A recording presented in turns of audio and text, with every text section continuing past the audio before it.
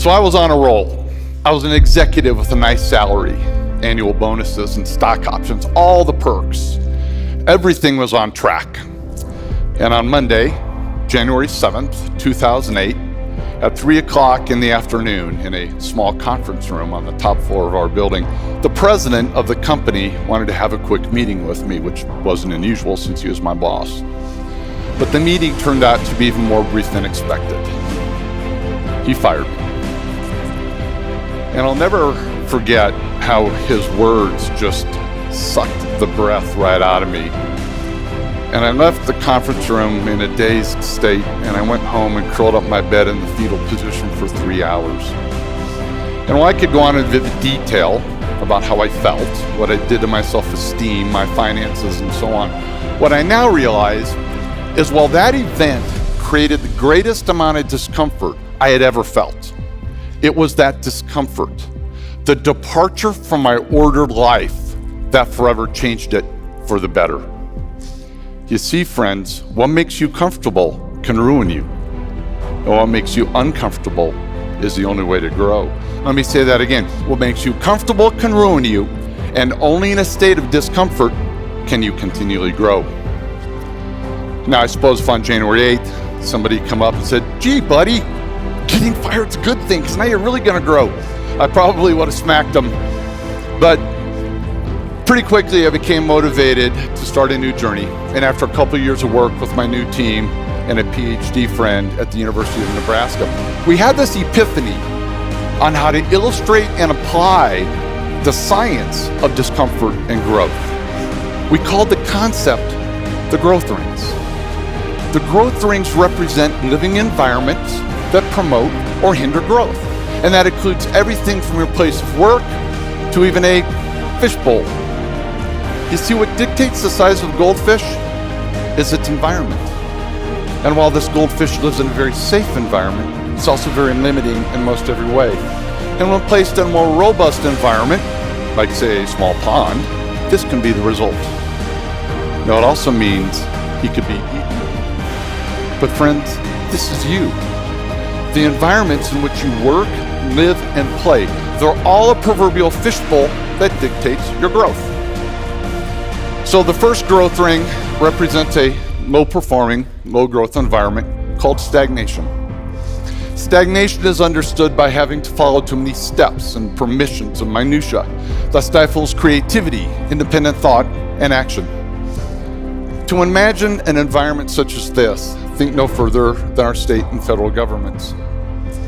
Now, the antithesis of stagnation is chaos, also low growth and low performing. Chaos can be caused by internal or external events or conditions.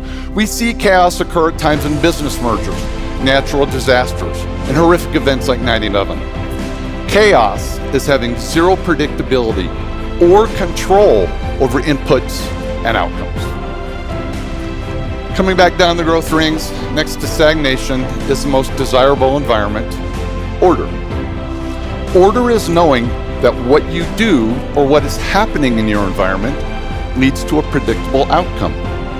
And in predictability, comfort is found. But comfort is also what makes order so dangerous, because science shows that anytime you continually do something or even think about something the same way, you'll eventually stop growing. And this applies to every living thing, even our dog. You see, if Aspen had a chance, she'd choose comfort 6 days a week and twice on Sundays. But too much growth-limiting order would have prevented her from becoming a therapy dog. And had this been allowed, think of the lives this gentle soul would not be touching today. So before your order continues to limit the way you think and act, remember what I said earlier. Growth only occurs in a state of discomfort. Now think about the power of that phrase. Growth only occurs in a state of discomfort. I can unequivocally state I wouldn't be standing on this stage today without my uncomfortable, order-disrupting day 9 years ago. By the way, I'm not recommending you go get fired to see if it leads to a TED Talk, but when you feel discomfort hit, That means you've entered the complexity ring. Complexity is nothing more than changed order. But when your order is changed, outcomes are no longer predictable, and it's unpredictability that makes you uncomfortable. And while most times your visceral response to discomfort is not just no, but hell no, you can actually learn how empowering it is to consciously acknowledge discomfort, and then when appropriate, choose complexity over order. And I know seeking discomfort sounds odd, and not many people do it, but you have to learn to embrace it, because it's the only environment where sustained or exponential growth can occur.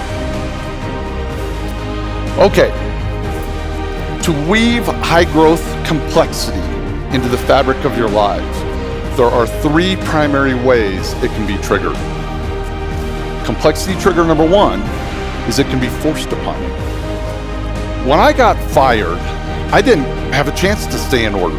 Complexity was selected for me. And when this happens, how much you grow depends on how you respond to it. Now, I could have remained angry. I could have used it as an excuse.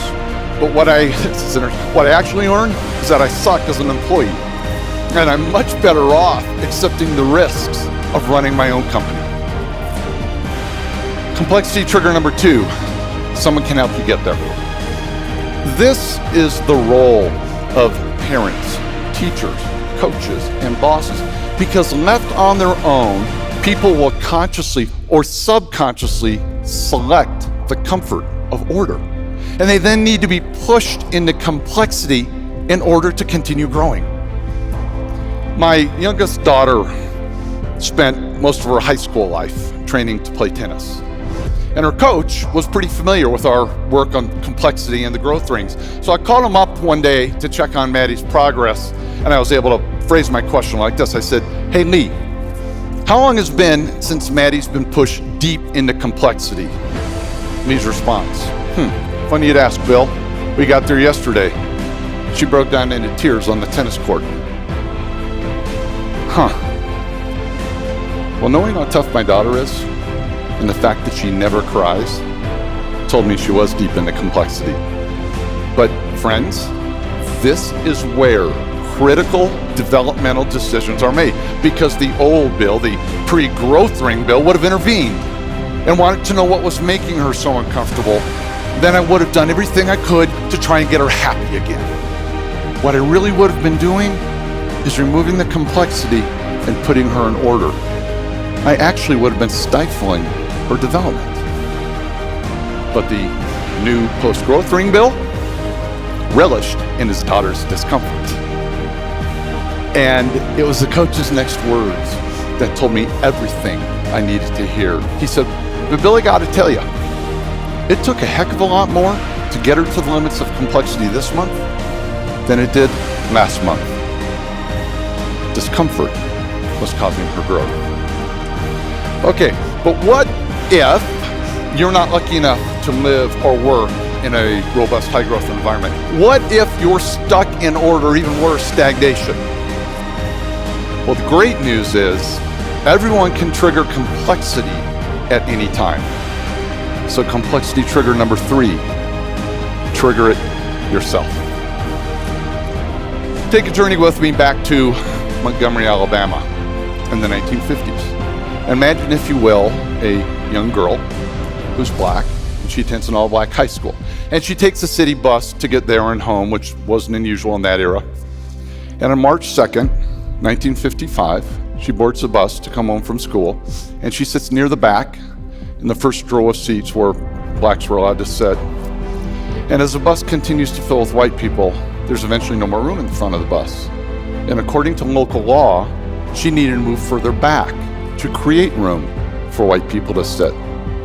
You see, Montgomery had an order in place that, when followed, led to a very predictable outcome: repression of people with little conflict.